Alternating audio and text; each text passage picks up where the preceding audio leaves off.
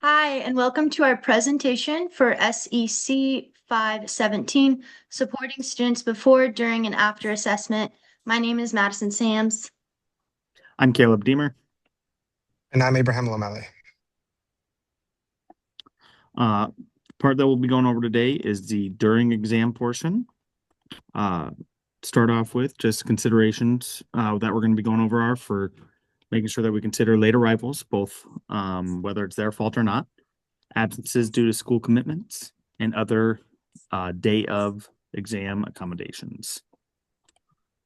For late arrivals, consider students who are arriving late, either due to previous school commitments, excused or even unexcused tardiness, should still be accounted for to best help these students during the examination days. One practice could be to clearly post directions for the exam, any key steps or information that examiners need that has already been verbally communicated.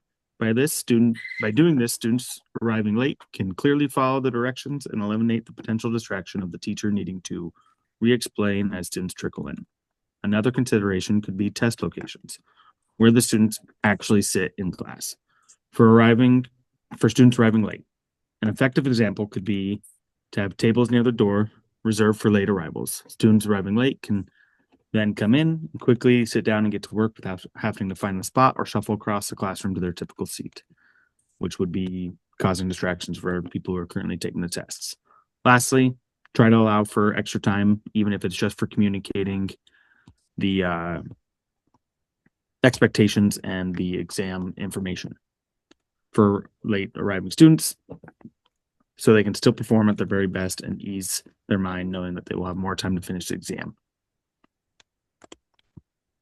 For students who are absent, whether or not the teacher was made aware of their absence, an exam makeup day should be communicated to all students.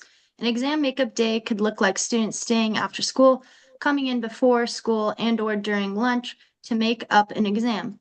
Another option, if a substantial number of students are absent during exam day for a school commitment, like a field trip or a sporting event, class time could be modified in the future to have that group of students take a test during a review or work day, where students have access to a quiet room or space with monitoring to get the exam finished.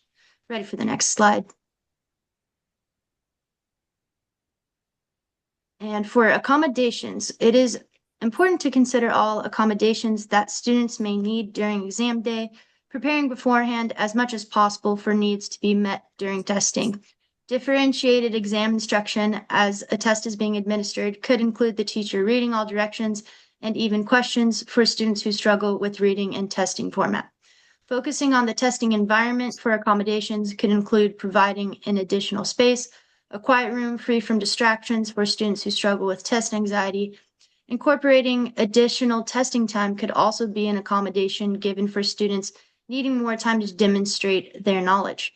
Lastly, the use of technology can be a great way to introduce accommodations during test day. These accommodations could include speech to text, providing video clips correlated to the test, and giving students headphones to eliminate distractions. Another way technology could help support certain accommodations is allowing for electronic submission in alternative formats. Students needing certain accommodations could digitally submit answers, write with a tablet, or verbally record and give their answers in a quiet room. Ready for next slide. So it is very common for on test days for students to have a lot of questions. Um, as much as you can prepare, they'll still have some questions. So it might be very helpful to have some of the directions posted. Hopefully by the time that it's test day, they're familiar with them, but it's still not good to have them posted. It's also helpful to have some frequently asked questions posted. This could help you and them with time. You know, the more time they can have for the test, the better. And also, some students may be shy to ask some of the questions, so it's also helpful for those who might not want to publicly ask. It could also be helpful to give them definitions to words in the test that they might not be familiar with. You have to be careful, though, to give definitions only to words that are not related to the unit, because you also don't want to give them any answers. It could also be helpful for the students to have hand signals for when they need a break, they're feeling a bit anxious or overwhelmed. And finally, if you notice that a student asks a good question that you haven't answered, it might be good to answer that question and also post it so that other students in other classes can also know the answer to that question. And the next slide. And some tips for frustration. So before the test begins, it might be helpful to kind of do some deep breaths in and out 3 times as a whole class. It's a good strategy. Another one is to allow breaks. So like previously mentioned, students can have a hand signal if they need a break. And you can also set like break timers, whatever the students may need.